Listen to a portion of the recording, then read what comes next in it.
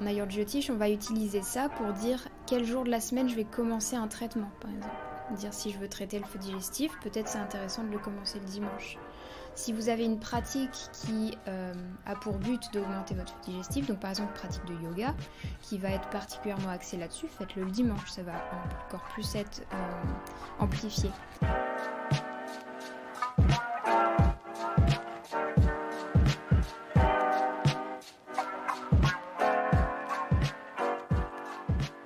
On va parler de planètes et d'étoiles qui peuvent te paraître un peu perchées en les appliquant pour autant à des choses bien concrètes de notre quotidien en fonction de ces énergies pour arrêter de nager à contre-courant qui amène parfois à l'épuisement.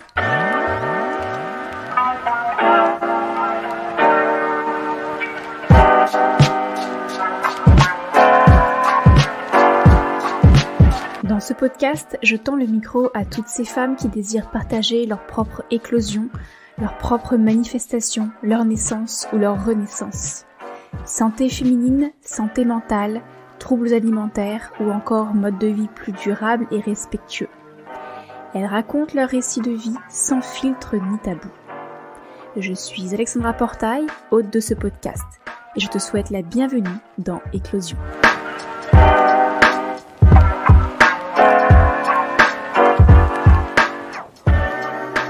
Est-ce qu'on pourrait dire que le thème astral est une sorte de grille de lecture d'un événement à l'instant T, par exemple, qui nous permettrait de éventuellement comprendre certaines choses que notre inconscient peut-être ne comprend pas, prendre conscience de certaines choses afin de soit mieux vivre avec le contexte que l'on vit à l'instant T, ou en tout cas de l'événement que l'on a choisi de lire à travers le thème astral, éventuellement de mettre en place certaines nouvelles soit habitudes, soit des évolutions dans notre vie ou dans nos relations, de manière à peut-être mieux vivre l'événement en question. Oui, c'est ça, parce qu'en réalité, juste lire le thème, ça ne sert à rien. C'est-à-dire qu'un astrologue va toujours vous demander qu'est-ce qui vous fait venir, quelles questions vous avez. La plupart des astrologues font ça, parce qu'en réalité, un thème, on peut y passer des jours et des jours et des semaines pour tout lire. Et ça n'a aucun sens, ça n'a pas d'intérêt. Parce que de une, la personne n'est pas forcément prête à entendre tout ce qu'il y a sur son thème. Parce qu'un thème, ça doit être c'est vivant, ça vit avec la personne. Et plus, même quand on étudie l'astrologie, on découvre des nouvelles choses dans son thème tout le temps, même si le thème en lui-même ne change pas. Donc c'est vraiment intéressant de se concentrer, selon moi, sur pourquoi la personne a besoin de guidance à ce moment-là, dans quel domaine, et juste répondre à sa question. Si on considère qu'il y a des choses qui doivent être dites parce que c'est important pour la personne qu'elle fasse attention à certaines choses, on peut le dire aussi. Mais par exemple, dans l'éthique que j'ai reçue de certains de mes professeurs, on ne parle pas de la date de mort, on ne parle pas de ce genre de choses. Tout simplement parce que de une, c'est très très complexe à définir, il n'y a que certains astrologues qui en sont capables.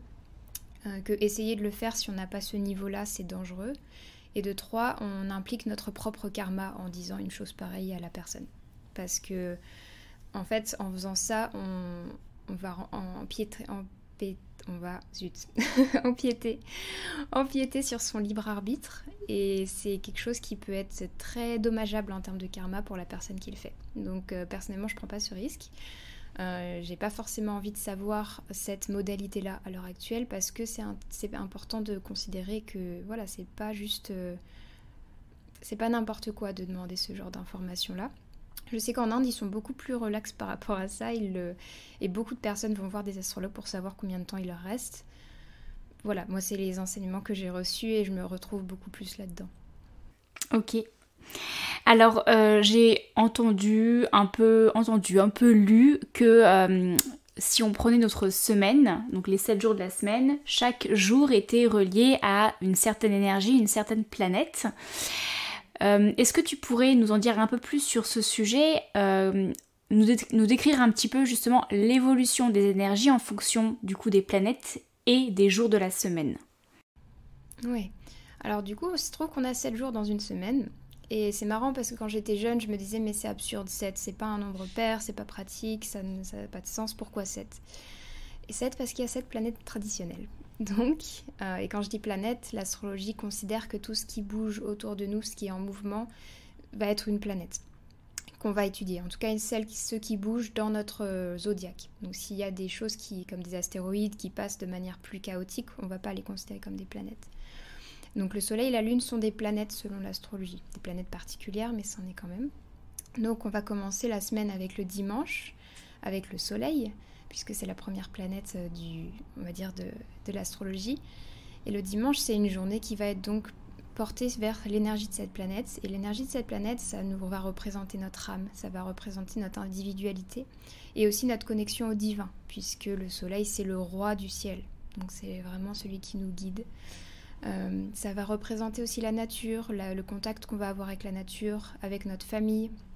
Ça va représenter tout ce qui va nous permettre aussi de nous organiser. Donc on peut par exemple organiser sa semaine le dimanche, parce qu'on va avoir une vue d'ensemble, une vue très globale, depuis le trône en fait du Soleil, donc c'est beaucoup plus facile de s'organiser de cette manière-là. C'est un moment où on peut aussi avoir envie de reprendre son propre pouvoir et de faire des activités qui nous font nous sentir bien en tant qu'individu. Le Soleil a vraiment cette fonction-là de nous faire rayonner en tant qu'individu, mais sans oublier qu'on a une âme. Parce qu'à l'excès, ça peut devenir l'ego. Ça peut devenir non, mais c'est juste moi qui vis dans mon moi. Donc c'est vraiment cette énergie-là, le Soleil. Ensuite, il va y avoir, donc aussi si on veut parler de choses qu'on peut faire le dimanche, il va y avoir tous les rituels du feu, qui sont très intéressants par rapport à ce jour-là. Donc les rituels du feu, ils peuvent être faits pour purifier beaucoup de choses, purifier des pensées, purifier des émotions. Le dieu du feu, c'est le premier dieu qui est mentionné dans les textes, dans les Védas notamment. C'est le dieu le plus important en fait des Védas, parce qu'il considère que c'est lui qui nourrit tous les autres. Parce que dans le corps, c'est Agni, c'est le feu digestif et le métabolisme qui nourrit tout le reste. Donc si lui, il ne fonctionne pas, on ne peut pas fonctionner. Donc je trouve ça très intéressant de considérer ça, que le Soleil, c'est pas juste une planète importante, c'est qu'elle est connectée à l'énergie du feu, et à un feu qui est purificateur. Donc ça peut être très intéressant de se connecter à ça. La cuisine aussi est une forme de purification par le feu. Donc y a pas mal de choses à faire autour de ça. En fait, on peut le décliner de toutes les manières possibles. Par exemple, en Ayurveda Jyotish, on va utiliser ça pour dire quel jour de la semaine je vais commencer un traitement, par exemple. Dire si je veux traiter le feu digestif, peut-être c'est intéressant de le commencer le dimanche. Si vous avez une pratique qui a pour but d'augmenter votre feu digestif, donc par exemple une pratique de yoga qui va être particulièrement axée là-dessus, faites-le le dimanche, ça va encore plus être amplifié. Le ghee, personnellement j'aime bien recommander de le faire certains jours de la semaine parce que vous allez imbiber le ghee de cette énergie. Toute matière grasse, elle va avoir cette capacité à absorber ce qui va l'entourer. Vous avez remarqué dans le frigo, si vous mettez une matière grasse dans le frigo, elle va absorber les odeurs. Et c'est la même chose pour le ghee. Quand vous allez le faire, en Inde, ils chantent des mantras par exemple, pendant qu'ils le font. Et si vous faites votre ghee le dimanche, votre ghee va être imbibé de cette énergie qui va renforcer le feu digestif. C'est déjà une qualité du ghee, mais si vous le faites en plus le dimanche, ça va renforcer ça. En tout cas, moi, ce que je retiens de notre échange, ce qui m'a bien parlé, c'est cette notion d'énergie le lundi. Aujourd'hui, moi, je sais que je ressens ça, le fait, le lundi, je me sens vraiment tiraillée entre devoir lancer cette semaine à fond les ballons et en même temps je ressens profondément cette envie de papillonner un petit peu et je n'arrive pas à... en tout cas si je le fais, pour le coup je nage vraiment à contre-courant et je sens que je m'épuise plus que nécessaire à vouloir faire ma to-do list de choses vraiment très concrètes, très factuelles, très, très carrées. Donc maintenant je comprends un peu mieux et je trouve effectivement, et c'est en ça que je trouve notre échange très intéressant, le fait de pouvoir s'intéresser à diverses choses comme par exemple les planètes et leurs énergies. C'est pas tant de connaître par cœur l'astrologie et ni de forcément de l'appliquer dans son quotidien, par contre d'en avoir connaissance, ça permet encore une fois d'avoir une lecture différente de certaines choses, de certains contextes, de certaines sensations. Et d'en avoir conscience, ça nous permet aussi de mieux accepter certains ressentis justement. Et ça change tout. Le fait de comprendre, en fait, ça change tout. Tu as aimé ces extraits ? Tu peux écouter dès maintenant l'épisode entier en te rendant dans le descriptif de celui-ci pour y retrouver le lien. Si ce podcast te plaît, parle-en à toutes les femmes qui t'entourent, mères, sœurs, amies, pour qu'elles puissent à leur tour se sentir envahies d'émotions vibrantes. Mais aussi à t'y abonner et à le soutenir avec une note 5 étoiles sur Apple Podcasts et Spotify pour ne pas manquer les prochaines sorties.